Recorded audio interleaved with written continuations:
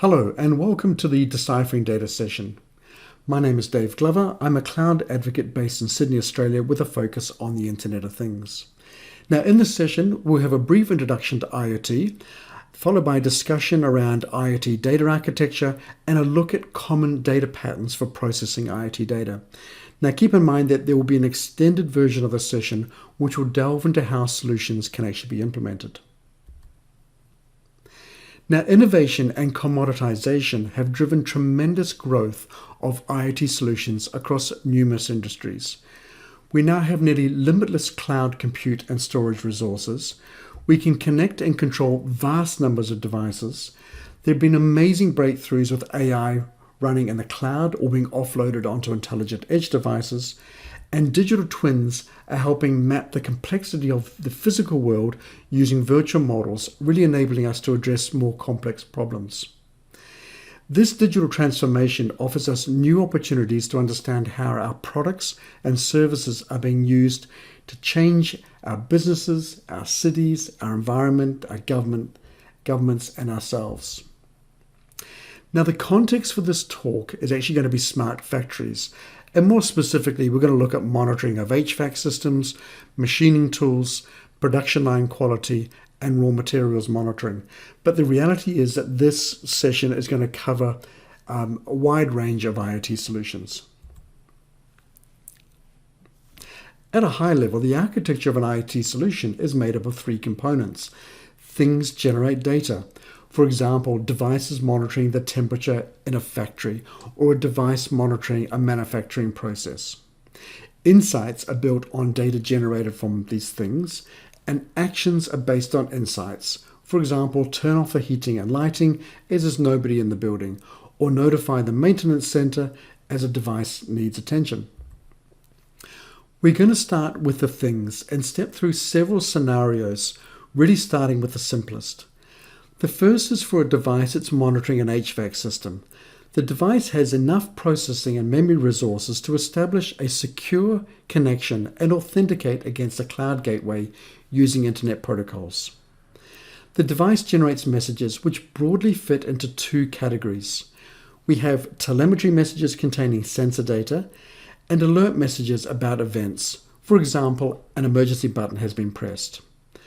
The data needs to be serialized before it being sent to the cloud. The data type and the network bandwidth will often dictate the best serialization format to be used.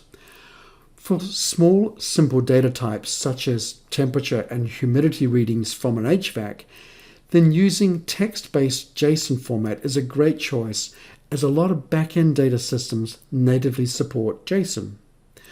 For larger binary data types such as an image or a photo, it makes much more sense to use binary serialization formats such as Avro or Google Protobuf, keeping in mind that there is an overhead for deserializing these messages in the cloud before the data can be processed. Now, messages should also include metadata. For example, we want metadata which says, is this a telemetry message or an alert message? What is the serialization format being used? Are we using JSON? Are we using Avro? Or are we using Protobuf or maybe something else? What is the schema version for this message? It's super important as schemas change over time, and it makes it much more easy to process that data into the cloud if we know what version number of the schema. It's also very useful to know the device type, as this will significantly simplify the partitioning and processing of data in the cloud. Next, I want to talk about gateways. Gateways enable IoT communications across domains. So the first type of gateway is what's called a field gateway, and you would use a field gateway when you need to integrate constrained devices that don't have enough resources to establish a secure IP connection to a cloud gateway. Field gateways are normally co-located with the constrained devices, so for example in the factory. Now, the manufacturing sector has a long-established embedded controller history that predates internet protocols. And in this scenario, you would use a field gateway to translate industry-specific protocols, including things like security and message formats, into more widely adopted standards. The field gateway would then send and receive messages with a cloud gateway on behalf of the constrained devices. Now, the second type of gateway is what's called a custom cloud gateway. Now, a custom cloud gateway integrates devices in different networks or clouds. Now, a great example could be monitoring the environment where maybe you're storing the raw materials for a manufacturing process. The raw materials might be stored in a location with limited internet connectivity, and the solution might be to use something like LoRaWAN and the Things network, which is designed for long-range transmission of small quantities of data. Now, you could integrate the data sent over the Things network using a cloud gateway. The same is true for networks like Sigfox and the particle network. Next, I want to talk about intelligent edge devices and why you would include them in your IoT solution. Now, the first reason is where a low latency response is supercritical and the time value of data might be measured in milliseconds.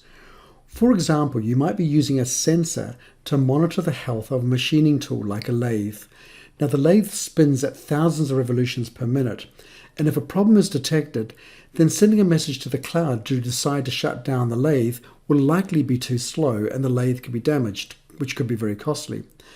By deploying local intelligence, often in the form of a machine learning model, then the decision to shut down the lathe can be made locally and just an alert message sent to the cloud gateway. Now, the analogy I like to use is our own peripheral nervous system and the reflex arc. We all know that if we touch something hot, then the response is near instant to move our hand away. The reflex is triggered by nodes in our spine with a very low latency to protect our bodies. And then just a message is sent to our brain to say, hey, look, an event happened. The second reason you might use an intelligent edge device is when you're processing large volumes of low-value data. So let's take the lathe monitoring example. It generates a lot of data, and most of the time that data is of little value except when things go wrong. So it often makes sense to process a stream of data locally and aggregate the data and then just send the aggregate data to the cloud on a less frequent basis, maybe for audit purposes, or maybe you want to go and train a machine learning model. Now, the third reason you'd use an intelligent edge device is when you're using a sensor that generates lots of large telemetry messages, and sending those messages to the cloud would be slow and prohibitively expensive. A great example would be using a camera to monitor the packaging process on a production line. Sending every image to the cloud for processing against a machine learning model would be expensive and slow. It makes far more sense to deploy a machine learning model locally to detect issues and only send an alert message to the cloud when there is an issue. So now we have the IoT data in the cloud, I want to talk a bit about insights. So the first thing we need to do is store the data, and we will likely want to partition that data. You might want to partition the data by application or maybe by message type. For example, store all telemetry messages in one location and all alert messages in another location. Or maybe you want to partition by device type, or maybe schema version. This is where you can use the metadata for a message to start making partitioning decisions about where you go and store the data. Now, we should also consider the value and the volume of data that needs to be stored. Now, it's generally a bad idea to store all the data into the same type of storage, as this can lead to performance issues, and depending on the storage selected, it can become expensive over time as the data volumes start building up. Now, some data will be required more for interactive use, for example, for reporting. We store this data in the warm path storage. This storage is usually more expensive, but access to the data is much more flexible.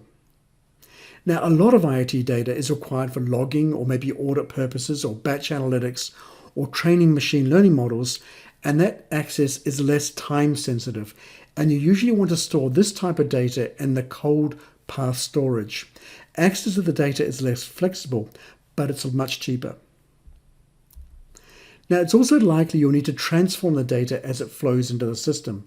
So, for example, you might need to normalize the telemetry messages with different schemas before they're stored. or you may need to process a stream of data, it may be useful to aggregate the data that's flowing into the system. Maybe looking at the aggregate values of data may be more useful than looking at an individual message.